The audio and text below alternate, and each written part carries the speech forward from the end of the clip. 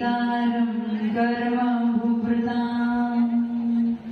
ज्ञातारं विश्वतत्त्वानां वन्दे तद्गुणे लब्धे वन्दे तद्गुणे लब्धे वन्दे तद्गुणे लब्धे। जय पंचपरमेश्वर भगवान की, देवादिदेवादिनाथ भगवान की, अंतिम शासनपति महावीर स्वामी भगवान की, परम पूज्य गुरुदेव श्री आदि सागर महावीर के दिव्य सागर सन्मति सागर जी महाराज की, परम पूज्य गुरुदेव श्री सुंदर सागर जी महाराज की, द्वादशाम दिनवाणी माता की।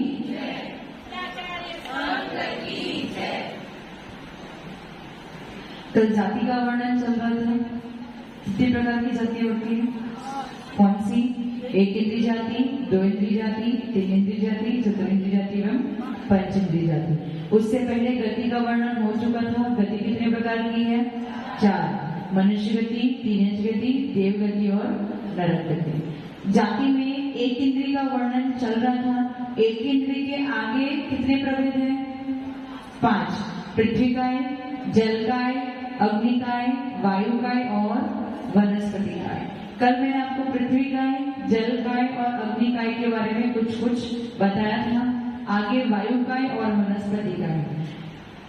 कल एक और चीज मैंने बताई थी कि उसके और आगे 4 भेद होते हैं, जिसका वर्णन यदि मैं करूं तो शायद आप लोग थोड़ा सा कंफ्यूज हो जाओ, लेकिन कुछ आंटियों ने निवेदन किया था कि वो भी आगे समझाओ, हम लिखेंगे, हमें समझ में आएगा। तो पहले वनस्पति से प्रारंभ करते हैं। वनस्पति का अर्थ क्या होता है? वनस्पति यानी पेड़ पौधे। वनस्पति कितने प्रकार की है? वनस्पति कितने प्रकार की है? 2 प्रकार की। कितने प्रकार की? 2। साधारण वनस्पति और प्रत्येक वनस्पति।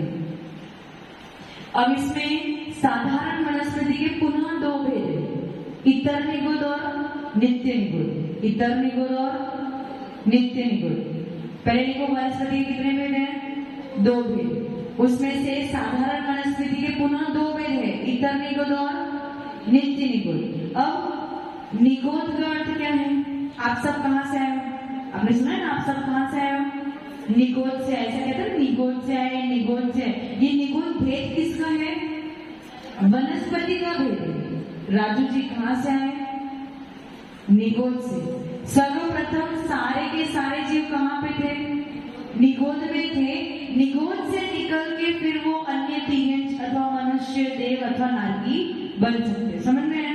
तो निगोद जो है वो किसका भेद है? एक इंद्रिय है। कौन सी इंद्रिय उसके पास? स्पर्श इंद्रिय।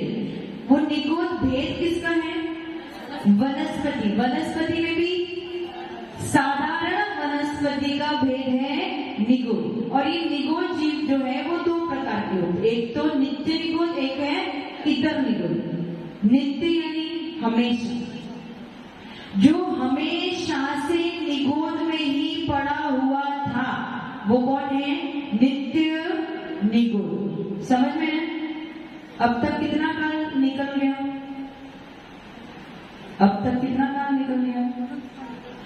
अनंत काल निकल गया।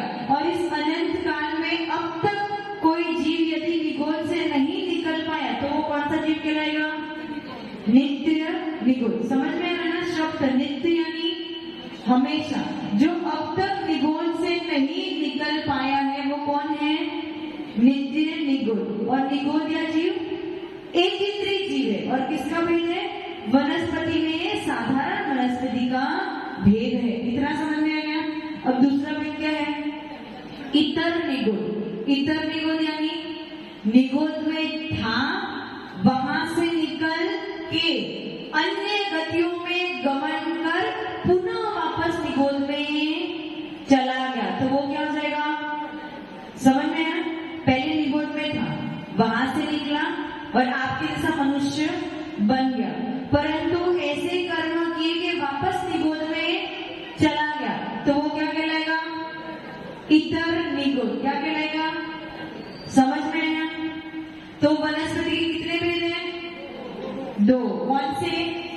साधारण और प्रत्येक। अब साधारण के कितने दो। नित्य निगुण और नित्य निगुण कौन है? जो हमेशा से निगुण में ही पड़े हुए हैं, वो हो गए नित्य निगुण। और इतर निगुण यानी निगुण में थे, वहां से निकल के घूम घाम के वापस निगुण में, जैसे आप भी हो, अभी आप मनुष्य हो, लेकिन यदि ऐसे कुकर्म करोगे तो वापस कहाँ पहुंच जाओगे?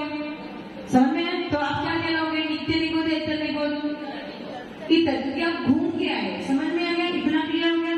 अब दूसरा भेद वनस्पति का क्या है? प्रत्येक वनस्पति। प्रत्येक वनस्पति के पुनः दो भेद है। एक तो सप्रतिष्ठित प्रत्येक वनस्पति, सप्रतिष्ठित प्रत्येक वनस्पति, और दूसरा भेद है अप्रतिष्ठित प्रत्येक वनस्पति। इतना लिख लिया।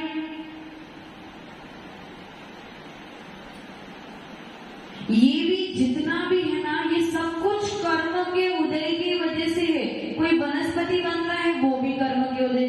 कोई किसी के पास एक ही इंद्रिय है, वो भी कर्म का उदय है। कोई प्रत्येक वनस्पति बन रहा है, वो भी कर्म का उदय है। कोई साधारण वनस्पति बन रहा है, वो भी कर्म। सब कुछ कर्म के उदय के वजह से होता है। और ये सारा भेद किसमें आता है? नाम कर्म में ही आता है। समझ में आ रहा ना? वनस्पति बनना ये भी नाम कर्म का भेद है। एक इंद्रिय बनना ये भी नाम कर्म का काम है। आप प्रत्येक बन रहे हो, ये भी नाम कर्म का काम है। आप साधारण बन रहे हो, ये भी नाम कर्म का। समझ में आ रहा है ना? ये सब कुछ किसका कार्य है? नाम कर्म का। प्रत्येक वनस्पति के दो भेद है, सप्रतिष्ठित और अप्रतिष्ठित। सप्रतिष्ठित, सप्रतिष्ठित देखो, साधारण और प्रत्येक। तो साधारण की परिभाषा क्या होती है? अच्छा, वो पहले बात सुनना, उसके बाद लिखना। साधारण क्या होता है? साधारण उसे कहा जाता है जिस एक शरीर के स्वामी अनेकों अनेक जीव होते हैं। आपका शरीर का स्वामी कौन है? आपके शरीर का स्वामी कौन है? धनपाल जी। कौन सी कितनी आत्माएं हैं? 3। एक पुनीत जी, एक यशवंता जी, एक स्वयं।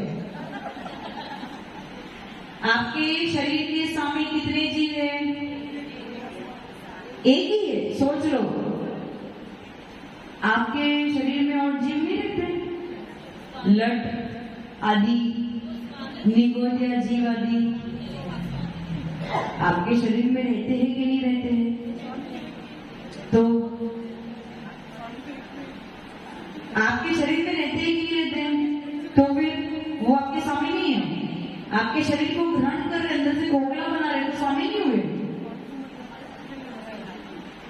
स्वामी तो आप स्वयं अकेले ही हो। जिस दिन आपका जन्म हुआ था, तभी उसी दिन इस शरीर के आप स्वामी बने थे। और जब मरण हो जाएगा, तब आप इस शरीर को छोड़ दोगे। लेकिन साधारण में क्या होता है? एक शरीर के स्वामी अनेक जीव होते हैं। जन्म भी एक साथ लेते हैं, मरण भी एक साथ करते हैं, ग्रहण भोजन ग्रहण भी एक साथ करते हैं, सुख दुख को भी एक साथ ही भोगते हैं। साधारण क्या हो गया?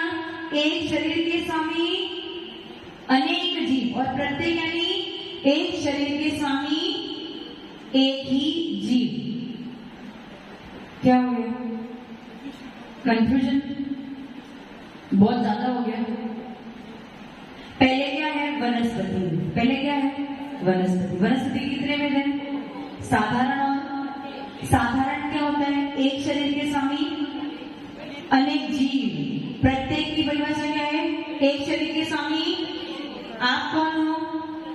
प्रत्येक। इतना क्लियर है? अब वो वनस्पति के दो भेद थे, साधारण और प्रत्येक। साधारण के कितने भेद हैं? दो। कौन से? नित्य निगुण और इतर निगुण।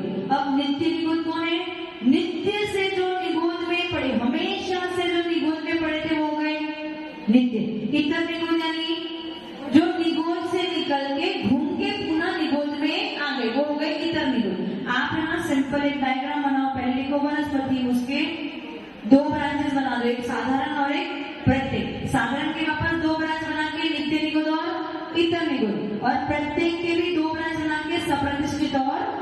अप्रतिष्ठित। समझ में आया? अब प्रत्येक यानी एक शरीर का स्वामी एक जीव, इसके भी दो भेद हैं, सप्रतिष्ठित और अप्रतिष्ठित। सप्रतिष्ठित यानी प्रतिष्ठा सहित, किसकी लिखो मत, अभी रुको, समझ लो। प्रतिष्ठा सहित, किसकी प्रतिष्ठा सहित? निगोदिया जीवों की प्रतिष्ठा सहित, जिनके शरीर में निगोदिया जीव ढसे भरे पड़े हैं, वो हो गए सप्रतिष्ठित प्रत्येक वनस्पति। जैसे आलू, छोटी भिंडी नहीं, आलू, कंदमूल, प्याज, लहसुन, गाजर, सब आ गए, ऐसे सारे कंदमूल आ गए। ये कैसे है? प्रत्येक वनस्पति है। आलू का क्या होता है? नीचे उसका वो पौधा होता है और नीचे उगता है, उसका स्वामी एक ही जीव है, उसका स्वामी एक ही जीव है। ये जो पेड़ यहाँ पे लगे उसका स्वामी, कल मैंने बताया था पहाड़ के कितने स्वामी हैं? अनंत नहीं, असंख्य। पहाड़ के कितने स्वामी हैं? कल जो नहीं आए थे उनको समझ में नहीं आएगा। पहाड़ के असंख्य स्वामी, लेकिन एक पेड़ का एक ही स्वामी। उसी प्रकार से जो आलू का अथवा गाजर का अथवा मूली का जो पौधा लगा है, नीचे वो सब जमीन में उगते हैं, कंदमूल है, उसका स्वामी कितने जीव है? एक ही आत्मा है, एक ही जीव उसका स्वामी है। लेकिन तकलीफ कहाँ पे है? तकलीफ कहाँ पे है? अनेक निगोदिया जीव उस आलू में अथवा मूली में अथवा गाजर में अथवा कंदमूल में ठसाठस भरे हुए हैं, मतलब वो सब प्रतिष्ठित हो गए, प्रतिष्ठा सहित है। किसकी प्रतिष्ठा है उसमें? निगोदिया जीव की प्रतिष्ठा सहित है, इसलिए सप्रतिष्ठित प्रत्येक वनस्पति। अब मुझे आप बताओ कि आप साधारण वनस्पति खा सकते हो? उसके भेद देख के बताओ, साधारण वनस्पति खा सकते हो? निगोदिया जीव को खा सकते हो? पकड़ के खा सकते हो? नहीं खा सकते। साधारण वनस्पति हमारे खाने योग्य तो प्रत्येक वनस्पति ही है, परंतु उस प्रत्येक वनस्पति के भी दो भेद है, सप्रतिष्ठित और अप्रतिष्ठित। खाने योग्य दोनों है, लेकिन तकलीफ कहाँ आ रही है? सप्रतिष्ठित में निगोदिया जीव ठसाठस भरे हुए हैं, इसलिए हमारे खाने योग्य नहीं है। खा सकते हैं पर नहीं खाना चाहिए। समझ में आया? सप्रतिष्ठित प्रत्येक वनस्पति। अब अप्रतिष्ठित प्रत्येक वनस्पति यानी नहीं, प्रतिष्ठित यानी प्रतिष्ठा किसकी? निगोदिया जीव। जैसे लौकी, टमाटर, ककड़ी, भिंडी, ये जितनी सब्जियां हमने जो अपन खाते हैं वो सारी अप्रतिष्ठित प्रत्येक वनस्पति है। समझ में आया? हाँ, अभी उस बात पे आएंगे। पूरे पेड़ में केवल एक जीव है, निगोदिया जीव है क्या? लौकी में निगोदिया जीव है, आलू में निगोदिया जीव है, आलू में निगोदिया जीव है, लौकी में निगोदिया जीव है क्या? नहीं है। लौकी में अन्य त्रस्त जीव पाए जा सकते हैं। अगर लौकी अंदर से सड़ गई या गल गई तो उसमें त्रस्त जीव होंगे, लेकिन निगोदिया जीव। अब त्रस्त जीव होंगे तो अपन क्या करेंगे? उसको जब सुधारेंगे अथवा उसका शोधन करेंगे तो अपन उसको साफ कर देंगे। समझ में आया मैं क्या कहना चाह रही हूँ? परंतु आलू को शोधन कर सकते हो क्या? मूली, गाजर का शोधन कर सकते हो? त्रस्त जीवों के लिए शोधन कर सकते हो, लेकिन निगोदिया जीव जो उसके अंदर ठसाठस भरे, उसका शोधन अपन उसको सुखा दिया तो आलू की वेफर बनाते ना, धूप में सुखा देते तो जीव अलग हो जाते हैं ना, मर जाते हैं, तो वो तो खा सकते हैं कि नहीं हो सकते? नहीं खा सकते, क्योंकि ये जो कंदमूल होते हैं उनको आप कितना भी सुखा दो वो पापड़ जैसा कड़क नहीं हो सकता है। उसमें कहीं ना कहीं मुलायम अवयव फिर भी शेष बचा रहता है, जहाँ पे निगोदिया जीव अभी भी शेष बचे हुए रहते हैं, इसलिए उनको सुखा के भी आप नहीं खा सकते हो। अब समझ में? प्रत्येक वनस्पति के दो भेद, सप्रतिष्ठित और अप्रतिष्ठित। सप्रतिष्ठित यानी जिसमें निगोदिया जीवों का वास है। स्वामी तो एक ही जीव है लेकिन उसमें निगोदिया जीव है। और अप्रतिष्ठित यानी स्वामी एक ही जीव है और उसमें निगोदिया जीव भी नहीं है। अब अप्रतिष्ठित में भिंडी, लौकी, मटर, टमाटर ये सब अप्रतिष्ठित प्रत्येक वनस्पति आपके खाने योग्य है। लेकिन कब? जब उसमें ढिंटल आ जाए, जब वो बड़ा हो जाए। छोटी अवस्था, इतने छोटे टमाटर, इतने छोटे वो बेबी कॉर्न, इतने छोटे वो भिंडी, इतनी छोटी मिर्ची जिसमें डंठल नहीं आया है, वो कच्चा मतलब वैसा कच्चा नहीं, कच्ची अम्मियां होती ना, परंतु बहुत छोटी छोटी जिसमें वो बीज आ गया है, वो सही है खाने। लेकिन जिसमें भी डंठल भी नहीं है, वो बीज भी सही पका नहीं है, बिल्कुल छोटी छोटी अम्मियां, इतनी छोटे छोटे टमाटर, बेबी टमाटो कहते हैं ना, बेबी कॉर्न, बेबी टमाटो, वो हमारे खाने योग्य, अभी उसमें निगोदिया जीवों का वास है। परंतु जब वो बड़ी हो जाती है तो उसमें से निगोदिया जीव निकल जाते हैं। समझ में आया? तो वो क्या है? अप्रतिष्ठित प्रत्येक वनस्पति। इतना क्लियर हो गया? इतना क्लियर? इसमें किसी को कोई डाउट या प्रश्न है? साधारण वनस्पति नित्य निगोद, इंटर निगोद। सप्रतिष्ठित प्रत्येक वनस्पति खाने योग्य नहीं है। सारे कंदमूल आदि खाने योग्य नहीं है। साधारण वनस्पति आप खा ही नहीं सकते हो। नित्य निगोद, इंटर निगोद को कैसे खाओगे?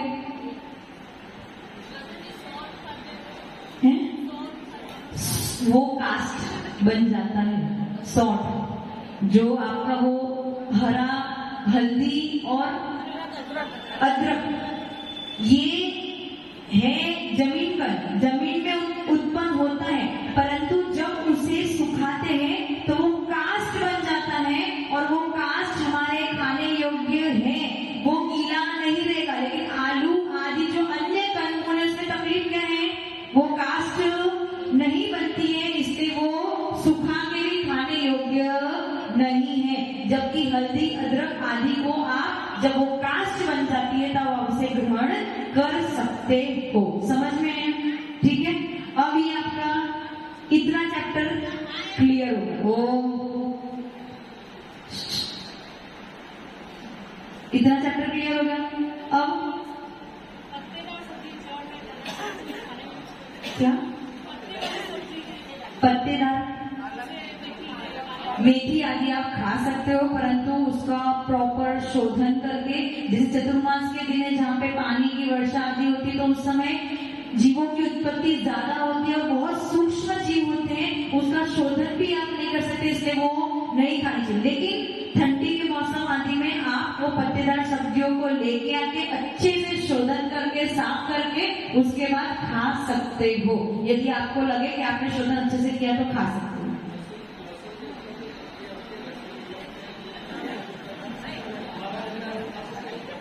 वो तामसिक होता है, वो नहीं खाना चाहिए। तामसिक यानी जो आपके अंदर विषय वासना ज्यादा उत्पन्न करती है, जैसे ब्रिंजल होता है ना, बैंगन, तामसिक भोजन है, तकलीफ कुछ नहीं है, बस तामसिक भोजन है इसलिए नहीं खाना चाहिए। समझ में?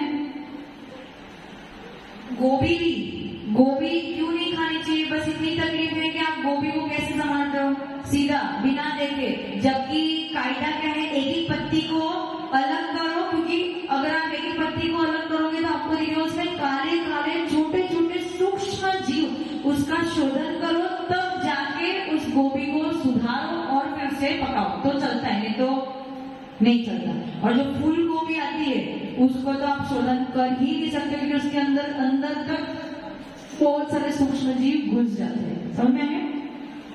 परंतु यह सारी प्रत्येक वनस्पति, गोभी भी प्रत्येक वनस्पति है, सारी पालक, मेथी आदि प्रत्येक वनस्पति है, खाने योग्य। तकलीफ क्या? उसमें त्रस्त जीवों की उत्पत्ति ज्यादा होती है, इसीलिए उसे अवॉइड करते हैं ताकि अपने से हिंसा ना हो। इतना ये वनस्पति के बारे में इतना क्लियर हो गया। अब जो वनस्पति के 4 भेद अब मैं बताने जा रही हूँ वो अलग से हैं, अब अच्छे से सुनना तो समझ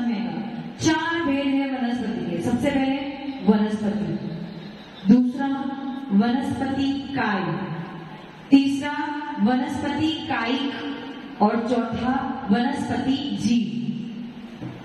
पहला है ओनली वनस्पति, दूसरा है वनस्पति काय,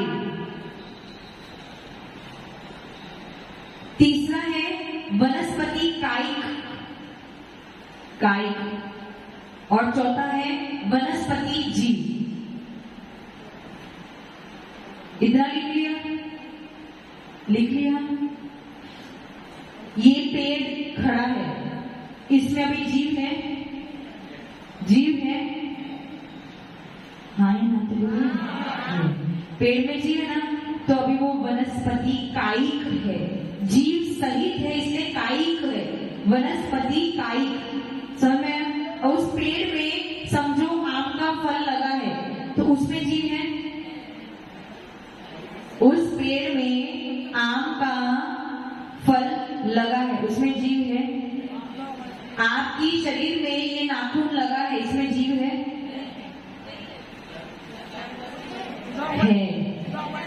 जब इसे काट दोगे, अलग कर दोगे, तब उसमें जीव नहीं होगा। उसी प्रकार से पेड़ पे जो फल या फूल लगे हैं, उस पूरे पेड़ का एक ही जीव स्वामी है। तो वो पेड़ जो जीव सहित है वो क्या हो गया? वनस्पति कायिक। क्या हो गया? वनस्पति कायिक। इतना समझ में आ गया ना? अब आपने उस पेड़ पे से एक फल निकाल लिया। क्या किया? एक आम का फल निकाल लिया। अब उस आम के फल में जीव है। जीव कहाँ रह गया? पेड़ पे। उस आम के फल में जीव नहीं। भगवान को चढ़ा सकते हैं? चढ़ा सकते हैं ना? जीव है क्या उसमें? हिंसा कर रहे हो क्या कोई भी प्रकार की? तो हरे फल चढ़ा सकते हैं? चढ़ा सकते हैं ना? इतना समझ में आ गया? अब जब आपने उस पेड़ में से फल उतारा तो पेड़ तो वनस्पति कायिक है, परंतु वो फल क्या बन गया? वनस्पति। ओनली वनस्पति। क्या बन गया? ओनली वनस्पति। अभी जीव नहीं है, उसमें जीव नहीं है। समझ में आएगा? सिर्फ सुनो। उस फल को आपने सुधार दिया, बीज अलग कर दिया, अब उसमें किसी भी प्रकार का पेड़ बनने की सामर्थ्य बची क्या? बीज अलग कर दिया मैंने। आम था, आम को सुधार दिया, बीज को अलग कर दिया। जो आम का वो जो गुठली नहीं, गुठली जाने दो, वो जो रसीदार भाग होता है ना जो आप खाते हो, पल था, वो वाला भाग जो है उसको बीज से अलग कर दिया। अब उसमें जीव उत्पन्न यानी पेड़ उत्पन्न करने की सामर्थ्य है क्या? तो वो पल्प जो है वो क्या बन गया? वनस्पति काय। क्या बन गया? वनस्पति काय। अब उसमें जीव उत्पन्न करने की बिल्कुल भी सामर्थ्य नहीं बची है। अब आप मुझे बताओ, आप साधु को वनस्पति कायिक खिलाते हो, वनस्पति खिलाते हो या वनस्पति काय खिलाते हो? वनस्पति काय। क्योंकि साधु कैसा ग्रहण करते? प्रासूप करके, मतलब आपको उस फल को पूरा सुधार के उसमें जितने भी बीज आदि है उसे अलग करके उसके बाद साधु को देते। तो वो क्या हो गया? अब उसमें जीव उत्पन्न करने की भी सामर्थ्य नहीं बची है। समझ में आया? राजू जी समझ में आ रहा है ना? ये वनस्पति काय हो गई। यदि आपने पूरा आम, अभी उसमें जीव है क्या? सिर्फ फल है, उसमें जीव, उसको मैंने जमीन में गाड़ दिया तो क्या होगा? पुनः उसमें जीव उत्पन्न। जीव आएगा कहां से? कहां से आएगा? एक मिनट रुको। जीव आएगा कहां से? जीव आएगा गुठली से। जीव कहां से? आत्मा कहां से आएगी? माता के गर्भ में जब जीव आता है तो कहां से आता है? किसी निगोद से नहीं आता, किसी अन्य गति से गमन करके उसी प्रकार से जो आपने आम मिट्टी में बोया है उसमें जीव कहां से आएगा? अन्य गति से आएगा। जब वो अन्य गति से गमन करते हुए अंदर प्रवेश करने के लिए आ रहा है, बीच में जब उसका जब ट्रैवल कर रहा है विग्रह गति में, उसको कहते हैं वनस्पति जीव। उत्पन्न हुआ नहीं है, लेकिन अब क्या कर रहा है? वो आ रहा है, गमन कर रहा है, दूसरी गति पहली गति को छोड़ चुका है और वो बीच में प्रवेश करने वाला है। और बीच का जो रास्ता है उसमें वो क्या है? वनस्पति जीव। अभी थोड़ा इस वीडियो को वापस रिपीट देख लेना। इतना मैंने आपको समझाया है, समय हो गया है। आगे इसके बारे में और कल चर्चा करेंगे ताकि आपको और अच्छे से समझ में आ जाए। समझ में 4 प्रकार की वनस्पति है। एक तो वनस्पति ओनली वनस्पति, दूसरी वनस्पति काय, तीसरी वनस्पति काई और चौथी वनस्पति जीव। उसमें से वनस्पति अभी उसमें जीव है नहीं, पर उत्पन्न होने की सामर्थ्य, क्योंकि वो बीज सहित है, पूरा आप बीज सहित है, इसलिए उसमें योनिभूत शक्ति बैठी। योनिभूत शक्ति यानी जीव उत्पन्न करने की सामर्थ्य अभी भी है, तो वो वनस्पति है। वनस्पति काय यानी जिसमें से बीज अलग कर दिया, ओनली पल्प बचा है, उसका जो रसेदार भाग है वो बचा है, तो उसमें तो अब जीव योनिभूत शक्ति को भी आपने नष्ट कर दिया, तो जीव उत्पन्न करने की सामर्थ्य नहीं है। वनस्पति काई यानी पूरा पेड़ जो जीव सहित है, और वनस्पति जीव यानी जो ट्रैवल कर रहा है जन्म लेने के लिए। इतना समझ में आ गया? कल इसकी और चर्चा करेंगे तो आपको और क्लियर हो जाएगा। एक बार सरस्वती माता के चरणों में वंदन करेंगे, नमन करेंगे। ओम प्रेम वाग्वादिनी आवाज